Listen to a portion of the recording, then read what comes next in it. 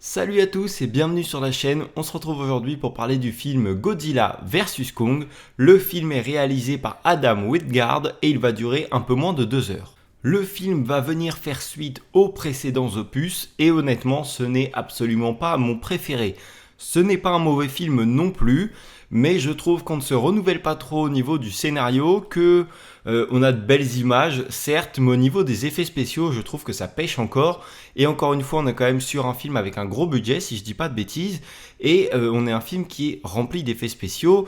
Les monstres sont créés de toutes pièces, donc on attend quelque chose quand même à la pointe. Juste avant de rentrer dans ces petits détails-là, je tenais à souligner que déjà dans les précédents films, à chaque fois tu as une petite introduction en image. Là pour le coup, on va retrouver Kong qui a été ramené sur Terre du coup et qui est maintenu dans une espèce d'arène faite artificiellement, où tu apprends que déjà d'une part il a été ramené là pour être étudié, pour essayer de l'apprivoiser, et d'une autre pour pas qu'il soit libéré dans la nature, pour pas qu'il se fasse attaquer par Godzilla, puisque deux alphas ne peuvent pas cohabiter. Au niveau du scénario, comme je te l'ai dit juste avant, je trouve qu'on ne se renouvelle pas beaucoup. Alors certes, on a une nouvelle histoire avec un nouvel enjeu, mais en soi, dans le fond, ça reste toujours pareil, même si tu as de nouveaux personnages qui sont inclus, voilà, toujours une petite évolution, quelque chose qui vient se mettre dedans. Mais le fond, la base du scénario reste la même. L'homme pense qu'il va pouvoir maîtriser tout le monde, qu'il peut vaincre tout, il se pense vraiment au-dessus, et à chaque fois c'est ça qui va finir par lui jouer de tours. Et puis tu as également toutes les sociétés secrètes, ça, qui sont venues après le premier Godzilla, qui sont venus se créer pour se faire de la thune, voilà. Là dans le film c'est Apex, et tu t'aperçois très très vite qu'au final c'est une société qui montre pas de blanche à la surface, mais qui au final est plutôt des mercenaires qui sont là pour se faire de la thune et pour essayer de dominer le monde entre guillemets. Après, je voudrais revenir sur les images. Alors, comme dans les précédents films, je trouve qu'on a de super plans avec de superbes rendus. Que ce soit dans Kong ou dans les précédents Godzilla, il y avait déjà de belles images. Et ben, ça a été encore une fois le cas ici. Que ce soit, par exemple, Kong au début, quand il est dans son espèce d'arène, on a des super plans avec la nature. Quand il y a Godzilla avec son espèce de flamme bleue, ça rend super bien à l'écran. Ça, au niveau de l'image, on maîtrise, notamment aussi pendant le combat final où ils sont au milieu de Hong Kong avec des buildings immenses, avec des néons de toutes les couleurs. Ça rend super bien, honnêtement. Mais du coup, moi, ce qui m'a plus dérangé, c'est au niveau des effets spéciaux. Alors, quand on a des effets spéciaux fixes, ça va, mais dès qu'on a un peu de mouvement, je trouve ça vraiment dérangeant pour l'œil. Quand c'est fixe, tu vois, au niveau des monstres, par exemple, quand tu vois Godzilla ou Kong de près, je trouve que ça passe hyper bien, c'est très crédible. Je dis pas qu'il n'y a pas d'amélioration possible. De toute façon, on peut toujours tout améliorer. Mais honnêtement, les monstres sont très bien faits et on y croit vraiment.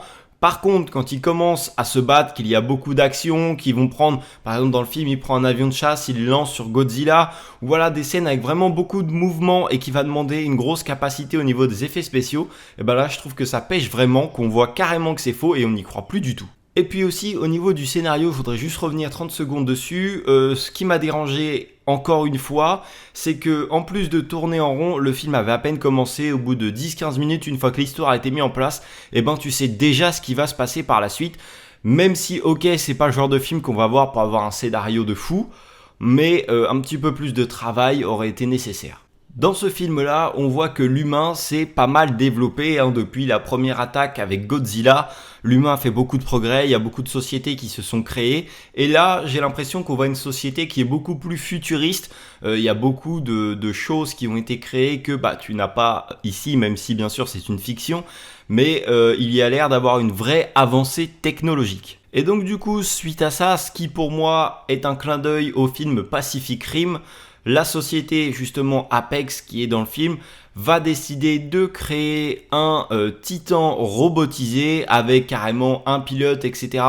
Comme tu pourrais voir dans Pacific Rim, le pilote rentre en transe et tout ça. Donc voilà, pour moi c'est un petit clin d'œil, mais c'est également un des buts du film. Ils vont créer ça pour pouvoir abattre les monstres et régner sur le monde. Et du coup, ce titan robotisé va venir s'ajouter au combat final, ce qui va rendre un rendu assez sympa, et du coup on va voir Godzilla et Kong s'associer. Et aussi à la fin du film, il y a un petit truc que j'ai remarqué, tu as le combat entre les trois titans, et dans les précédents opus, en 30 secondes, il y a l'armée qui était déjà là, tout le monde qui est en train de tirer, les gens sont paniqués. Alors que là, on s'est pas du tout occupé une seule fois de l'être humain, tu as juste le vaisseau qui ressort de la contre-terre parce qu'ils étaient avec Kong, mais pendant le combat, tu as ni militaire, ni civilisation qui traînent dans le coin. C'est pas dérangeant, mais quand tu vois que dans les autres films, en 1 minute, ils étaient tous arrivés pour essayer de défendre et de combattre, alors ok, ils ont appris, ils ont déjà montré ça beaucoup dans les précédents films, mais faudrait pas l'oublier non plus. Et le dernier point que je voudrais aborder, c'est que tout au début du film, on te dit que deux alphas ne peuvent pas cohabiter. Et justement, à la fin du film, quand ils viennent de battre le titan, les deux se font face et crient un peu.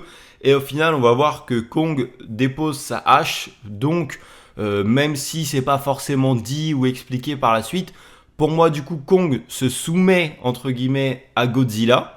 Et puis de toute façon, on va voir après par la suite que Kong, lui, va venir habiter dans la contre-terre. C'est sa nouvelle maison avec bien sûr les scientifiques qui étaient là pour l'observer en plus.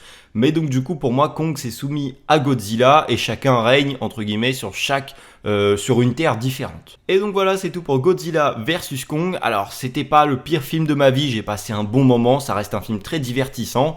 Après voilà, je trouve ça dommage qu'on ne se renouvelle pas plus et qu'on pêche toujours au niveau des effets spéciaux. Après, je pense que ça demande un énorme budget de pouvoir créer des scènes de combat avec de tels titans. En tout cas, n'hésite pas à me dire en commentaire ce que tu as pensé du film. Et il y a une suite aussi qui doit arriver 2023 ou 2024, je ne sais plus exactement. N'hésite pas à me le dire en commentaire.